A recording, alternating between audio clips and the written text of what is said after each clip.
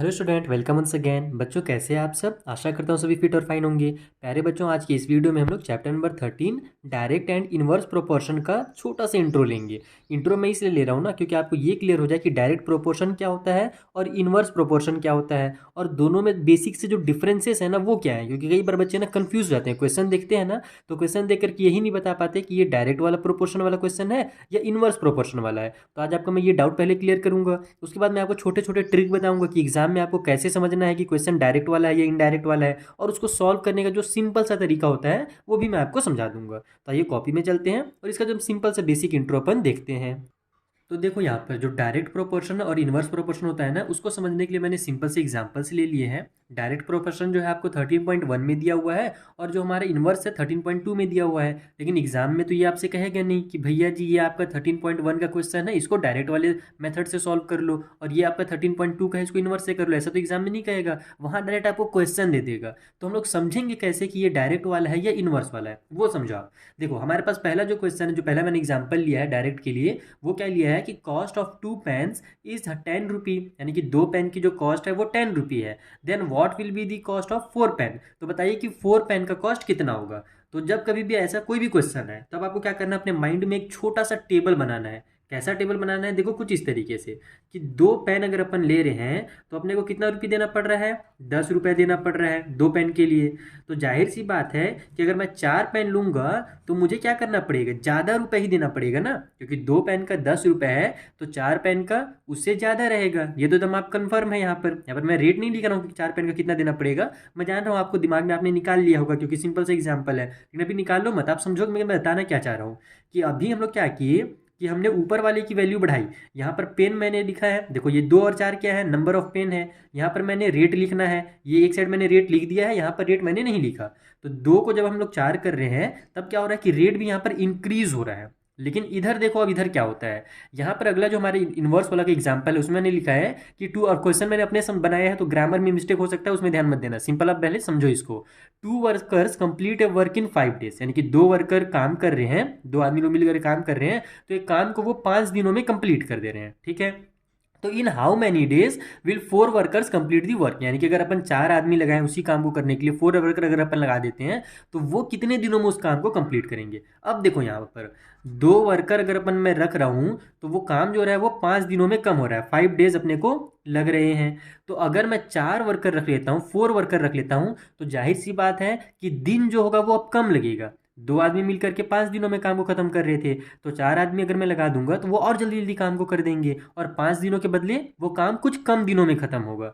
तो यहाँ पर हमारा क्या हो रहा है कि ऊपर वाला वैल्यू जब बढ़ रहा है, ये अगर इंक्रीज हो रहा है, प्लस हो रहा है, तो नीचे वाला क्या होगा, ये डे हमारा माइनस होगा। ये होता है इनवर्स प्रोपोर्शन। और डायरेक्ट वाले में क्या होता है कि अगर आपका ऊपर वाला वैल्यू अगर प्लस हो रहा है तो नीचे वाला भी प्लस होगा। तो अगर कभी भी आपको क्वेश्चन आता है तो आप यही देखो कि जो आपको दिया गया है, जैसे पेन के बारे में पूछ रहा है, तो पेन को अगर अपन बढ़ा रहे हैं, ठीक है, तो हमारा यहाँ पर वैल्यू क्या हो रहा है, प्लस हो रहा है कि नहीं हो रहा है। और यहाँ पर अगर पेन को घटा भी देता है ना, मान लो कि अगर 2 पेन का दिया हुआ है तो एक पेन का रेट कितना होगा, तो ऊपर अगर कम होगा तो नीचे भी कम होगा, क्योंकि देखो 2 पेन का अगर 10 रुपये है तो एक पेन का क्या होगा, कम हो जाएगा। तो अगर मैं ऊपर में कम करूँ, 2 का अगर मैं यहाँ पर 1 करता हूँ, यहाँ पर 1 लिखता हूँ, तो नीचे जो रेट होगा वो भी कम होगा। तो डायरेक्ट वाले में दोनों, यानी कि ऊपर वाला जो आपका नंबर है वो भी प्लस होगा, नीचे वाला नंबर भी प्लस होगा। ठीक है, क्लियर होगी ये चीज़ दिमाग में। और अगर ऊपर वाला माइनस होगा तो नीचे वाला भी माइनस होगा। अगर मैं पेन की क्वांटिटी को कम कर दूंगा तो उसका रेट भी कम हो जाएगा। दोनों कंडीशन यानी सेम होता है, डायरेक्ट में ऊपर नीचे प्लस प्लस होता है। ठीक है, और इनवर्स वाले में उल्टा होता है कि अगर आप यहाँ पर नंबर ऑफ वर्कर बढ़ा रहे हो तो डेज कम हो जाएगा। उसी तरीके से अगर मैं इसको उल्टा कर दूंगा ना, तो अगर मैं इधर डेज को अगर कम करूंगा तो नंबर ऑफ वर्कर क्या हो जाएंगे, बढ़ जाएंगे। तो एक साइड ये प्लस, दूसरे साइड ये माइनस होता है। ठीक है, अब इसको सॉल्व कैसे किया जाए, अगर इस टाइप से डायरेक्ट और इनवर्स प्रोपोर्शन वाले क्वेश्चन है तो इसको कैसे सॉल्व करें। तो देख लो यहाँ पर इंक्रीज हो रहा है ना, तो देखो डायरेक्ट है तो इसके लिए शॉर्टकट ट्रिक आप दिमाग में बैठा लो, डायरेक्ट यानी कि डिवाइड, डी से डायरेक्ट, डी से डिवाइड। ठीक है, यहाँ पर इनवर्स के लिए अब डिवाइड का उल्टा क्या होगा, मल्टीप्लाई ही होगा। तो यहाँ पर अपन क्या करते हैं, मल्टीप्लाई करते हैं। क्लियर, डायरेक्ट रहेगा तो डिवाइड करेंगे, और अगर इनवर्स रहेगा तो मल्टीप्लाई करेंगे। कैसे डिवाइड करना है, कैसे मल्टीप्लाई करना है, देखो ये मैं आपको समझाता हूँ। जैसे यहाँ पर जैसे इस टाइप से क्वेश्चन आएगा ना, तो अपन का 2 डे में कितना दिन लग रहा था, 10 दिन लग रहा था, तो इसको आप लिखोगे इस तरीके से 2/10। ठीक है, इक्वल का साइन लगा दो।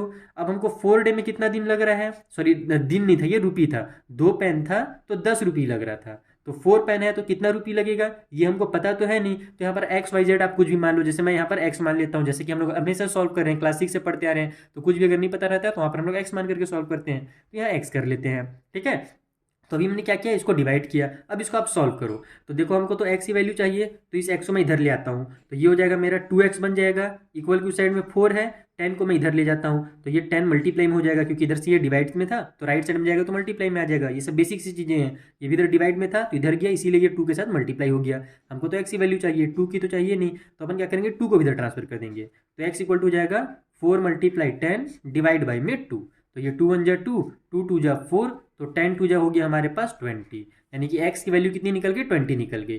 तो 2 पेन की अगर रेट हमारे पास 10 रुपये है तो 4 पेन की रेट जो होगी वो 20 रुपये होगी। रुपये को उधर लिखते हैं लेकिन इधर भी लिखोगे तो भी चलेगा।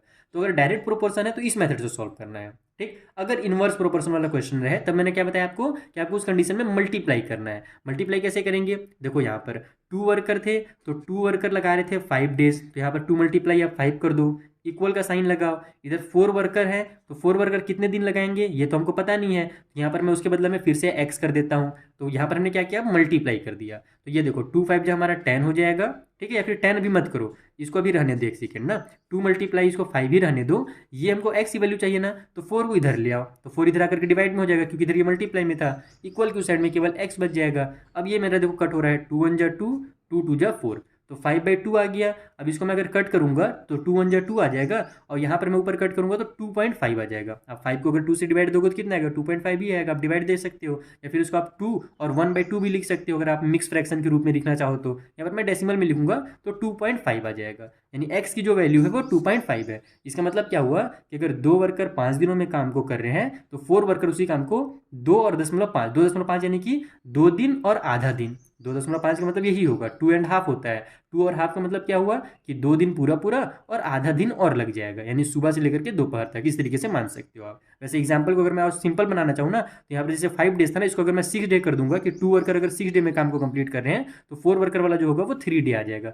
इसको जब आप इस टाइप सॉल्व करोगे ना, जैसे देखो मैंने 5 डे वाला थोड़ा सा कॉम्प्लिकेट कर दिया, चलो इसको छोड़ दो आप, कॉम्प्लिकेट में डेसिमल में आ गया ना, इसमें ध्यान मत दो। मान लो कि हमारे पास क्वेश्चन रहता कि 2 वर्कर जो है वो 6 दिनों में काम को कंप्लीट कर रहे हैं, 6 डे में कंप्लीट कर रहे हैं, तो 4 वर्कर कितने दिनों में कंप्लीट करेंगे, तो इनवर्स प्रोपोर्शन वाला हो गया है, क्योंकि एक चीज़ अगर हमारा प्लस हो रहा है तो दूसरा यहाँ पर माइनस होगा। जाहिर सी बात है कि 4 वर्कर लगेंगे तो वहाँ पर दिन कम हो जाएगा। तो अब हम लोग यहाँ पर 2 मल्टीप्लाई 6 कर देंगे इक्वल टू 4 मल्टीप्लाई एक्स कर देंगे, क्योंकि हमको 4 का जो वैल्यू है यानी 4 दिनों में कितने वर्कर लगेंगे, सॉरी 4 वर्कर कितने दिनों में काम को करेंगे वो पता नहीं है। तो यहाँ पर अपने को अभी 3 मैंने तो डायरेक्ट लिख दिया है, लेकिन मैं आपको यहाँ पर समझा भी देता हूँ एक्स बना करके कैसे सॉल्व करना है। देखो 4 को आप इधर ले आओगे तो ये हो जाएगा 2 मल्टीप्लाई 6 डिवाइड बाई में 4 इक्वल टू एक्स। तो ये 2 1 जा 2, 2 2 जा 4 हो गया, फिर से 2 1 जा 2, 2 3 जा 6, 3 इक्वल टू एक्स आ गया, यानी एक्स इक्वल टू 3 आ गया।